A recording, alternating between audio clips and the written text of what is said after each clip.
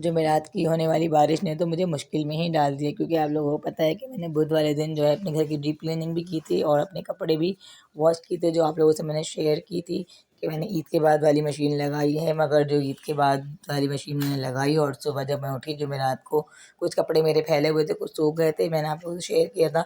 मगर कुछ कपड़े मेरे भीगे हुए थे, जो मैंने कहा कि सुबह तक सूख जाएंगे, मगर जब सुबह हुई तो वो बारिश, मेरी आँख खुली तो बारिश हो रही थी और वो सब कपड़े जो सूखे हुए थे हल्के हल्के वो भी सब भीग गए थे। तो खैर उनको मैंने घर में ला के नीचे सब समेटा। मगर अक्सर यही होता है, बारिश वैसे तो रहमत है मगर मेरे घर में अक्सर रहमत बन जाती है, क्योंकि मेरा घर पूरा कोरा है। जितनी भी मैंने डीप क्लीनिंग की थी वो सब मेरी सत्यानाश हो गई थी। तो आप लोग मेरी वीडियो के अंत तक ज़रूर देखिएगा और जिन्होंने मेरे चैनल को अब तक सब्सक्राइब नहीं किया है वो मेरे चैनल को सब्सक्राइब करके आगे बढ़िएगा और बेल आइकॉन के बटन को ज़रूर प्रेस कर दिएगा, ताकि आने वाली तमाम वीडियोज़ आप तक आसानी से पहुँच सकें। बिस्मिल्लाहिर्रहमानिर्रहीम, अल्लाहुम्मा सल्ली अला मोहम्मद व आले मोहम्मद अज्जिल फरजहुम। अस्सलामु अलैकुम व्यूअर्स, कैसे हैं आप सब लोग? उम्मीद करती हूँ आप सब लोग अपने घरों में खुश होंगे, खुशहाल होंगे। अल्हम्दुलिल्लाह मैं भी अपने घर में बिल्कुल ठीक हूँ और खुश भी हूँ। और हमारा जो व्लॉग शुरू हो रहा है वो है शाम 4 बजे से लेके 7 बजे तक का व्लॉग।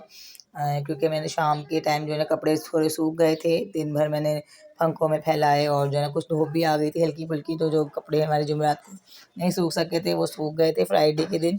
तो उसको जो है ना मैंने नमाज़ वगैरह पढ़ने के बाद अपने सुखाने के बाद फिर मैंने उनको तय करके अलमारी में लगाया। और बहुत ज़्यादा मुश्किल हो जाती है अक्सर जब बारिश हो जाती है, मैंने लगाई ही इसी वजह से थी मशीन के। बारिशों का सुना था कि आगे जाके बारिश हो जाएगी, वो कपड़े बहुत ज़्यादा जमा हो गए थे, बच्चों के, घर के भी और वाले भी, नए वाले भी। तो इस वजह से मैंने मशीन लगा ली थी, मगर वो मशीन जो है लगाना मेरे लिए मुश्किल का बात बनी। और जो मैंने डीप क्लीनिंग की थी उसका भी सारा सत्यानाश हो गया था, क्योंकि हमारे घर में चारों तरफ से पानी आता है तो कोई फ़ायदा नहीं हुआ था मेरी डीप क्लीनिंग का। अक्सर ये होता है कि हमारा काम जो है डबल हो जाता है ईद के बाद भी, और वैसे जब हम थके होते हैं जब ज़्यादा मेरे साथ ये होता है। और आप लोग मुझे कमेंट में ज़रूर बताइएगा कि आप लोग के साथ भी ऐसा कुछ हुआ जो मेरे साथ हुआ, क्योंकि बहुत ही ज़्यादा मुश्किल हो गई थी मुझे ये सब सेटअप करने में और कपड़े सुखाने में बहुत ज़्यादा मुश्किल हुई थी, क्योंकि घर में तो बिल्कुल धूप नहीं आती नीचे और ऊपर तो मौसम ही ऐसा नहीं था कि कपड़े ऊपर फैलाए जाएँ। तो खैर फिर शाम हो गई थी, तो फिर बच्चों, क्योंकि ट्यूशन तो अभी जा नहीं रहे हैं ना, वो मदरसे का टाइम अभी कोई बना हुआ है, क्योंकि बाहर बहुत गंदगी हुई हुई है। तो घर में ही थे, तो शाम के टाइम इन लोग को भूख लगी, तो अक्सर दिन में गैस ही नहीं होती है। सुबह के नाश्ते के बाद डायरेक्ट शाम में ही नाश्ता कर पाते हैं आजकल, ये हो गया है, क्योंकि गैस दिन में पता नहीं क्यों बंद कर रहे हैं ये लोग। तो शाम में बच्चों की फरमाइश के ऊपर मैंने जो है ना उनको हमारा जो ब्राउन शुगर होती है उसके पराठे बना के दिए थे, चकोर वाले, क्योंकि ये बहुत शौक से खाते हैं। चीनी के पराठे भी खाते हैं, मगर मैंने सोचा ब्राउन शुगर जो है वो नुकसान नहीं देती, आप लोग को चीनी नुकसान देगी। तो इस वजह से मैंने इनके लिए जो है ना बच्चों के लिए इनकी फरमाइश पर मैंने शुगर वाले, ब्राउन शुगर वाले पराठे बनाए थे और बहुत ही यम्मी बने थे। और उनको ज़्यादा टेस्ट इसके अंदर आ नहीं रहा था, तो क्योंकि चीनी का टेस्ट बहुत ज़्यादा तेज़ होता है, इसमें ज़रा कम लग रहा था इन लोगों को। तो खैर मैंने ये बनाए थे इनके नाश्ते के लिए, क्योंकि शाम में जो है ना गैस आ गई थी 5 बजे के टाइम, क्योंकि शाम हो गई थी तो चाय का टाइम भी हो गया। तो मैं कहा चलो चाय के साथ ही पराठे बना देती हूँ इन लोगों को, ताकि इन लोग को थोड़ा सहारा हो जाएगा, क्योंकि सब्जियाँ वगैरह लेने भी मुझे जाना था।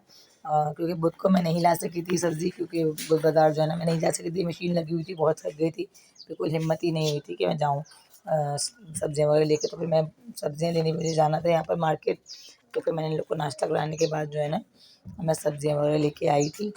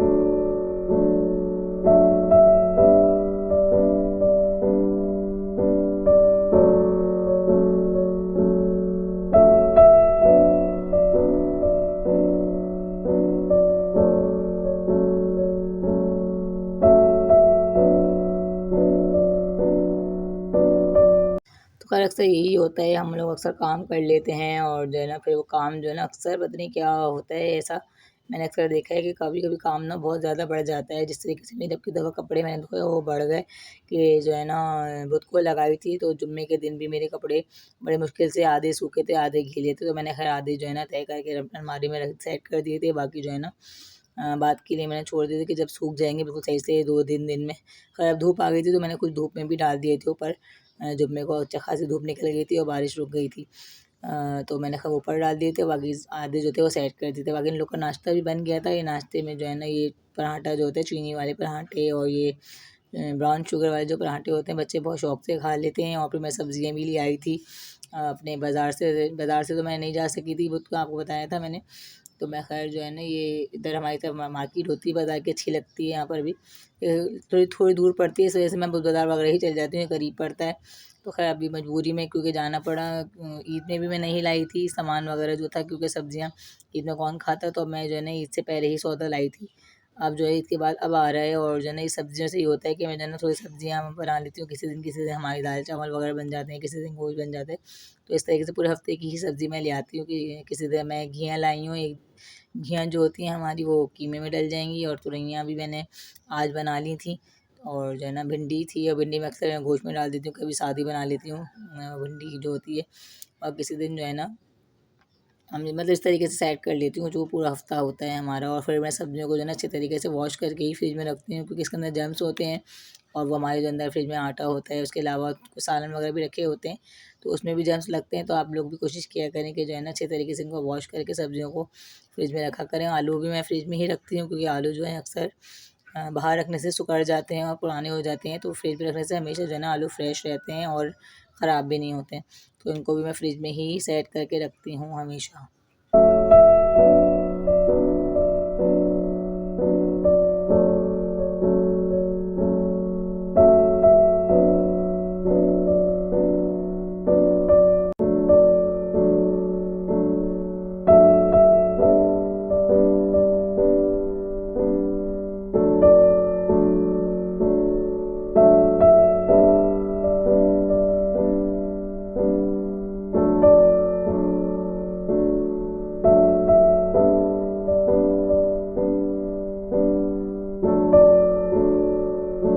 और मैंने बाकी जो है ना ये तुरइयाँ भी कटिंग कर ली थी, और प्याज, टमाटर और हरी मिर्च कटिंग की थी। और मैं बिल्कुल सादी वाली बनाने वाली हूँ। वैसे तो हमारे ससुराल में जो है आलू के साथ बनती हैं, उसमें अदरक लहसुन वगैरह सब मसाला बनता है पूरा जिससे हम बनाते हैं सालन का। उसके बाद ही तुरइयाँ वगैरह डाल के जो है आलू डाल बनाते हैं। मगर जो है ना इस दफ़ा मैंने एक सादी बनाई थी, क्योंकि हस्बैंड की जो है ना थोड़ी जलन वगैरह हो रही है, अदरक लहसुन वगैरह सब हैवी हो जाता है। तो मैंने जो है ना बिल्कुल सिंपल वाली बनाई थी, जो है ना प्याज को और ना ज़ीरे के अंदर जो है ना टमाटर को और हरी मिर्चों को भून लिया था पहले अच्छे तरीके से, टमाटर की चटनी जैसे बनती है वैसे मैंने बना लिया था। उसके बाद जो है ना मैंने वो अपनी तुरइयाँ डाल के उनको उसके अंदर भून लिया था और पका लिया था। बस इस तरीके से जो है ना हमारे घर पे मम्मी के घर पे बना करती थी, बिल्कुल सादी वाली। आलू वाली तो यहाँ बनती हैं, और हमारी मम्मी के घर पे बिल्कुल ऐसी सादी बनती थी। और मैं अक्सर तो हमारे अब्बू जो है टमाटर भी नहीं डलवाया करते थे, वो बिल्कुल सादी वाली हरी मिर्चों वाली खाते थे, वो भी बहुत मज़े की बनती हैं, मैंने अक्सर बनाई हैं।